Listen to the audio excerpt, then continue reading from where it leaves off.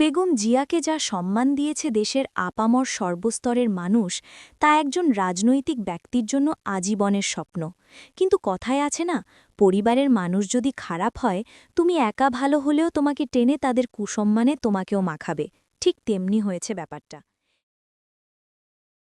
গত 5 দিন ধরে বেগম জিয়ার কবরে দলে দলে মানুষের আনাগোনা, হাতে ফুল, দুহাত তুলে দোয়া, একটাই প্রার্থনা, তার আত্মার শান্তি। কিন্তু এই শোক আর আবেগের মাঝেই মাথাচাড়া দিয়ে উঠেছে এক ভয়ঙ্কর অভিযোগ। কালো ব্যাজ আর ধানের শীষের লোগো ব্যবহার করে সিন্ডিকেট চালাচ্ছে এক চক্র।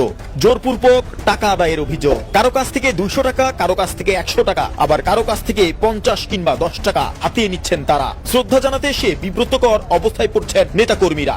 চোখে পড়ে কথিত সিন্ডিকেটের মূল হোতারা যেভাবে পারছে কালো ব্যাজ পরিয়ে ধানের শীষের লোগো দেখিয়ে জোরপূর্বক টাকা আদায় করছে। এদেরকে নিয়ে তারেক রহমান কি করবে? এখন তারেক রহমানের কাছে দুটা অপশন আছে। এক, কামাল আতাতুর্কের মতো ডাবল এজেন্ট হয়ে নিজ দল এবং দেশকে সংস্কার করা। 2, তাদের মতো হয়ে তাদের সঙ্গে মিশে যেয়ে সময়ের গহ্বরে হারিয়ে যাওয়া।